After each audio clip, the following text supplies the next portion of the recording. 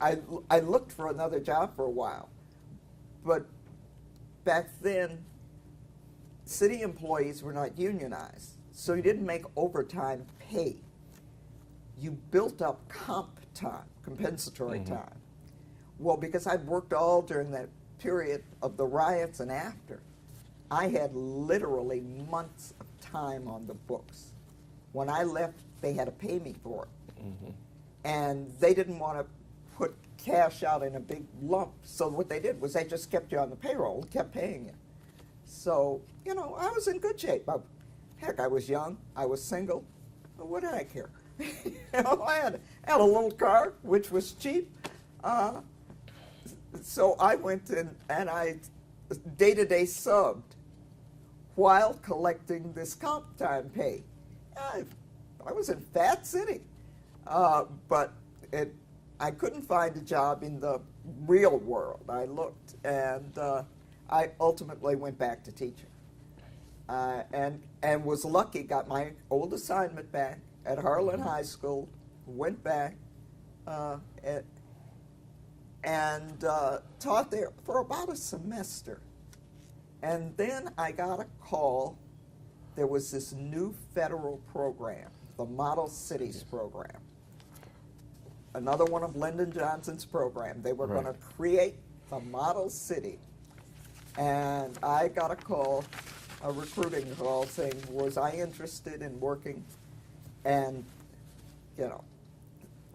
So tell us briefly what the program was and what its goals were in Chicago. Well, the goals nationwide and purportedly in Chicago was to really, instead of spreading money far and wide, to concentrate these federal dollars in a limited number of areas and see if you couldn't really make a difference in people's lives.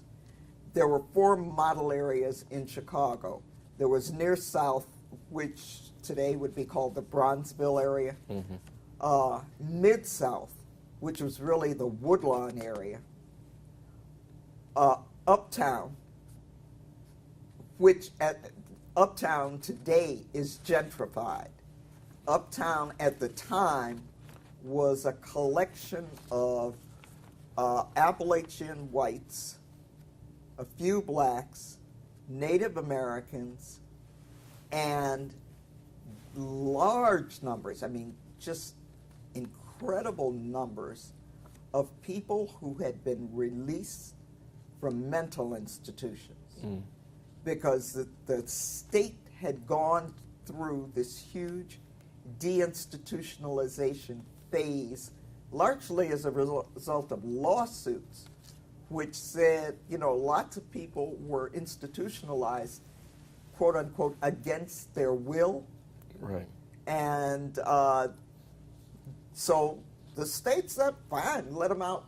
Of course, the state promised that there would be community mental health services and small group homes and all this stuff. Well, they never set them up. So you had all these people in Uptown, because there were all these SROs and other kinds of housing arrangements. There were no community service. They didn't take their meds, and so they were so they mixed with the alcoholics and all the rest of the problem people. But our model cities didn't directly provide services. What we did was contracted with either not-for-profits or city agencies to provide the services that were needed. So you were administering the federal money. We were administering the federal money and monitoring the programs. And I went in, the largest department there was the planning department. So I went from being an urban life advisor to being an urban planner 1. I was an urban planner. Now, just for completeness, let me see if I've got these centers right. There was the one in the area we now call Bronzeville, Woodlawn, Uptown. Was there one on the west side? There was one on the west side, yeah, Lawndale. Lawndale. Okay, and then what year did you get that job? I went there in 69. 69. I went there in 69. I went during what was called, at the very end of what was called the planning year. This was one of the few federal programs where anybody ever planned anything. Right. There was a whole year of planning. You put, cities had to put, it was competitive grants. Cities had to put together their applications for funding. You finally got funded, and then you began your action year. First action year, second action year. And it was either 3 or 5 year authorization for the program with annual appropriations. So I went to work as an urban planner. Programs that I worked on a program with the fire department to recruit EMTs. Mm-hmm. That was interesting. I worked on Title 4A, which was a program to provide daycare. Child care was a relatively new, at least in the public sector, publicly funded child care services at subsidized rates or free. And so I worked on that. I worked on a huge health center program. One of the major needs in these communities, then as now, some things never change, was health care. And the plan was to open 4 community health centers. And I worked on that. I must have worked on that the whole time I was there. The only health center that they opened that is still active is the Uptown Health Center.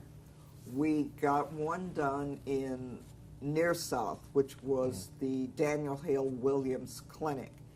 And it was attached to the old Provident Hospital. It was in the nursing school.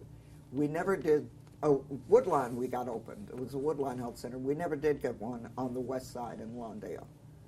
So those were the kinds of programs I worked on. So what were the job positions you held in the Model Cities program? I was an urban planner 1. I got promoted ultimately to an urban planner 2, and then I think maybe an urban planner 3.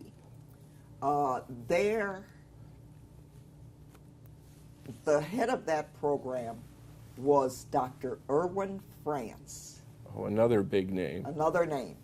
Irwin was, the staff there, I've forgotten how much money we administered, tens of millions of dollars, but the staff there was always small. It was about 125 people. That was it. Because we weren't providing direct service. We were almost, there were model area offices, but they had relatively small staffs, and most of us were downtown. In fact, we were at 640 North LaSalle. We weren't in the hall. And Irwin always argued that we couldn't be involved in politics because we were hatched. You know, we were covered by the Federal Hatch Act. So, in other words, the Civil Service Act. Yeah, for the feds. We were hatched. So we didn't have to be bothered with the committeemen and the aldermen. Did it work? And it worked. It worked. It worked. You applied for the job, you know, on more or less on the up and up.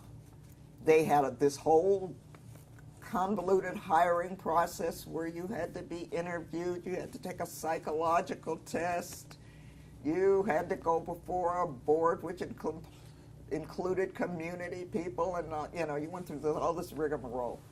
And you got hired, and once you got hired, you never saw, heard about, or dealt with a politician. Now, that's not to say that there weren't some people in model cities who were clearly political people. Tim Degnan. I met Tim Degnan in Model Cities. He was working there, you know. And there were a few others scattered around, but we were fairly we were insulated from the politicians. Nobody had to do ward work and all that stuff. And Dr. Irwin France was a federal appointee. No. No, city. Irwin France, his other hat that he wore was administrative assistant to the mayor. To the mayor, okay. He was the only black administrative assistant to the mayor.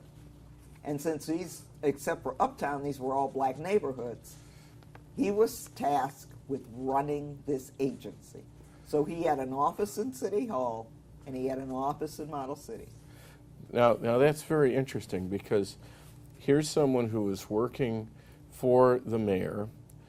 It's a program that was locally based but had federal funds, and he's the one who carried the message, no, the Hatch Act would prevent you from getting involved in politics. But, you know, and it was years later that I figured it out.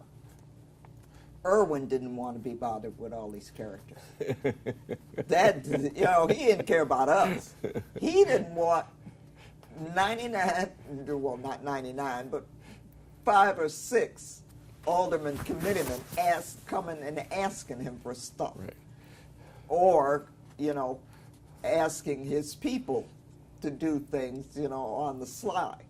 So the way to cut all that out was just to make every year we would have some lawyer come in and tell us what the Hatch Act was and what we could and couldn't do and whatnot. So Now, obviously, he couldn't have done that without at least the passive consent of the mayor himself. But remember, this is the 60s. Right. The late 60s and into the 70s.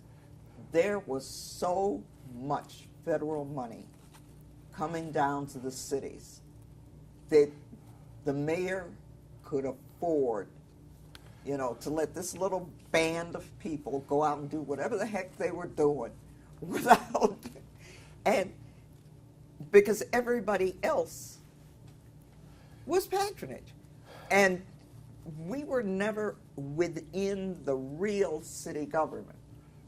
We were in a classification of employees called temporary employees.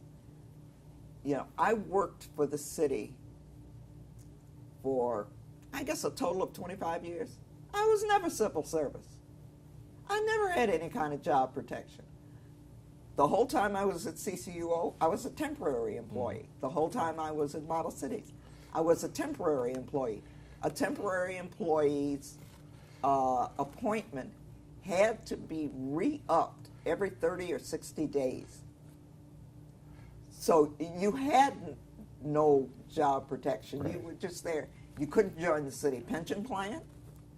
You got the other benefits, but you could not get in the city pension plan.